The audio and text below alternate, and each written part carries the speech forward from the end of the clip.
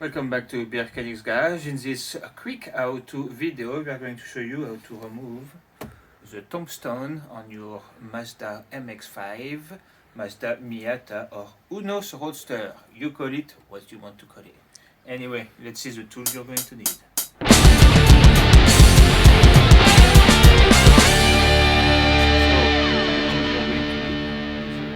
Phillips screwdriver and a pair of pliers.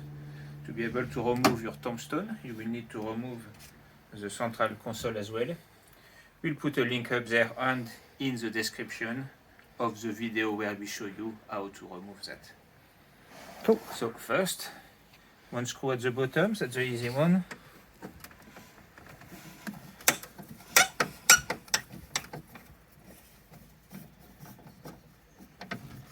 There you go, put it somewhere safe. Take your pliers, that's the trickiest bit. Put it in there, and here you're actually going to need a fair amount of force to get them out. And here you go. There you go. Wasn't too bad. All in one piece, nothing's broken. And that's basically to free up access to a couple of screws here. I don't know if you can. Up in there, basically here. Sure, possibly. That's right. And you obviously want to do the same on the other side. If you're really strong, you can just use your finger. And here you go. The second one is out. And then you go. There's a little screwdriver in there. Oh! Scare yourself. Try not to lean on the Steering Who's wheel. And try not to lose that screw in there. There we go.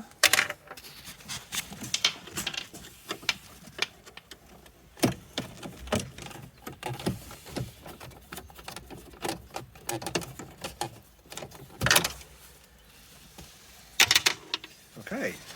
Now, wasn't too bad. obviously, to get this out, you kind of want this out. So make sure put ignition, and in our case we can actually turn this because it's an automatic. If you've got a manual, you obviously can just get your stuff out of the way. Yeah, in an automatic we sort of need our foot on the pedal, so here as well you can now just pull out.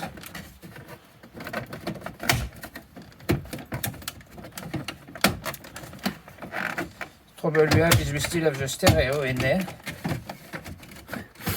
But the stereo didn't want to come on its own accord. And again, on an automatic, it's a bit more difficult because this come up higher. In a manual, this would have been out already. Yeah, you've got to pop it up like that. And here we go. You probably want to remove the stereo first, but in your case, it's sort of stuck in there. So we'll just take the whole thing out, unplug the stereo, and then we can easily just pull it out as one unit. That's right.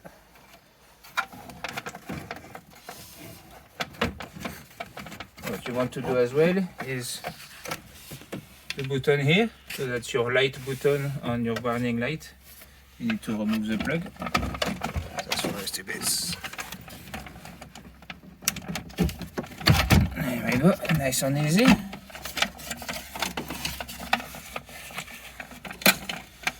I would recommend at this stage that, you know, if you've got the battery disconnected or whatever, but be alright. This is just the stereo.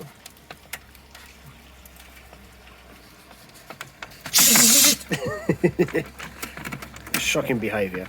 That's just the antenna, so it doesn't want to come off, obviously. Of course not. No, come on. Ah, you've got to press. Okay, yeah, I see. That will be your aftermarket stereo loom, but we don't care about that. Nah. Okay. And that's how you remove your tombstone. That's about it. Cool We stuff. won't bother you with the camera stuff. Here is just basically pushing. It's just the cage, removing the little bit of metal, pressing them in, and then it will all come out. Yeah. Oh, there you go. Nice and easy. Yeah, we like easy ones. Yeah. Subscribe and comment, like, you know. How much did you learn in this video? You know. But anyway, guys, see you in the next one. See you in the next one. Bye-bye. Bye.